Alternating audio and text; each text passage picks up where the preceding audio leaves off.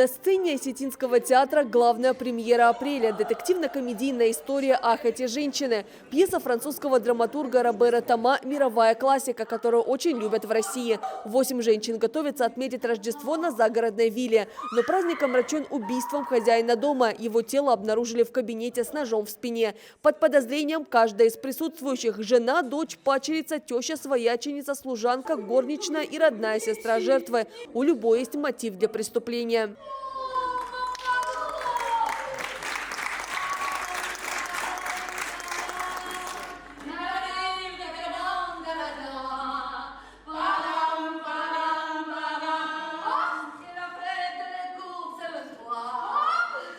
8 женщин держат зрителя в напряжении вплоть до неожиданного финала. В первый день премьеры в зале аншлаг. Среди зрителей и гости нашей республики. Те, кто хочет лучше понять культурный код Северной Осетии. Мы всегда, когда путешествуем с семьей, стараемся познать многогранную культуру России и народов, которые здесь проживают. Поэтому, когда планировали поездку, выбрали театр, в котором мы можем посмотреть постановку на языке республиканском. Для нас это будет непросто. Мы будем с переводчиком. Система синхронного перевода дает возможность зрителям увидеть спектакль на осетинском языке даже тем, кто им не владеет. Дубляж на русский можно слушать через один наушник, чтобы не перебивать оригинальную речь артистов и создать максимальный эффект присутствия. Будто человек находится внутри происходящего, а не наблюдает со стороны. Все очень убедительно играют, и сам сюжет такой довольно захватывающий, и невозможно просто отвлечься. На самом деле это мой первый опыт посещения Осетинского театра. И когда я увидела, что есть билет, и особенно узнав то, что это будет на осетинском языке, мне было очень интересно посмотреть. И, соответственно, жанр очень понравился, такой в жанре детектива. Соответственно, пока что нравится. Мы вот с Мадиной думаем, ставим ставки, кто же там виновный. Да, кто же там все-таки виновен, но сложно.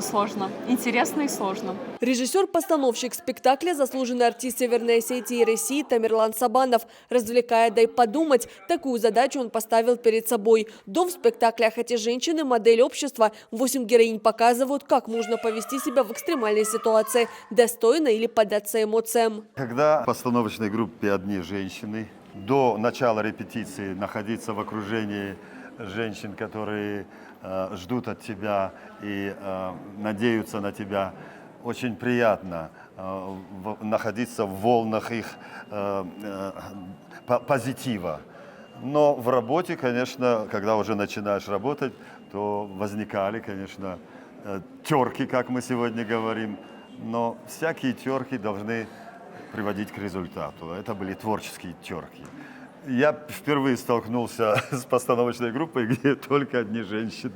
Действие пьесы разворачивается во Франции 1950 года. Как мировая классика выглядит на сцене, за это отвечает осетинский живописец Олег Басаев. Задействовать заслуженного художника России в одной из премьер было большой мечтой театра. Теперь она исполнилась. Ты вникаешь в то, что задумал режиссер.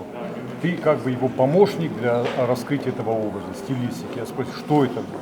Детектив чистый, драма, там, это гротеск тебе, нежность, что тебе, как сказать, интересно. Вот мы поговорили, нашли общий язык. И в этом духе я постарался как бы сделать, чтобы это было чуть гротескно, чтобы это было ярко, если комедия, чтобы не надо бытовые цвета и так далее. Детективно-комедийную историю ставили на сцене Осетинского театра больше 20 лет назад. Правда, под другим названием «8 любящих женщин». Тогда постановка была крайне успешной. Новая версия, убежден художественный руководитель Гиви Валиев, не будет уступать предыдущей. Пьес, где столько женщин, их мало.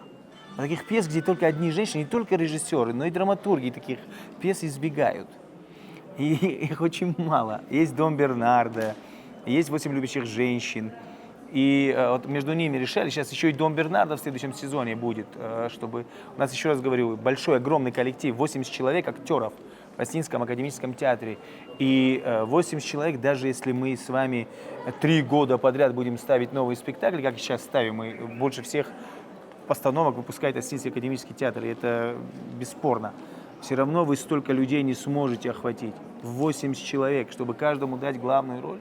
И для этого надо выбрать пьесу, где у всех есть равнозначные роли, и у каждого есть своя партитура, которую она ведет. Сразу после премьеры зрители поделились своими эмоциями с руководством Осетинского театра и постановочной группой. Это третья встреча клуба «Открытая сцена». В таком формате артистов спектакля можно спросить обо всем, что вызвало интерес. Театр, в свою очередь, делится с аудиторией планами, которые, к слову, уже вышли на международный уровень. Коллектив может отправиться с гастролями в Китай и Корейскую Народно-Демократическую Республику.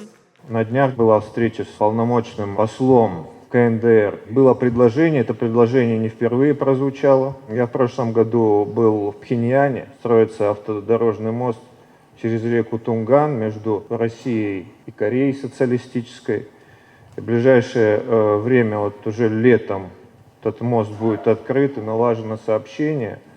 И так как взаимоинтеграция между Россией и Корейской Народно-Демократической Республикой усиливается, я предложил, чтобы она усилилась всесторонне. Театральные площадки в разных провинциях Китая и столице КНДР Пхеньяне уже изучили. Как отметил Гиви Вали, в спектакле у коллектива есть на любой вкус из национальной, русской и зарубежной драматургии. Репертуар скоро пополнится комедией Геора Хугаева «Шати и Бати» и историческим романом Георгия Черчесова «Заповеди».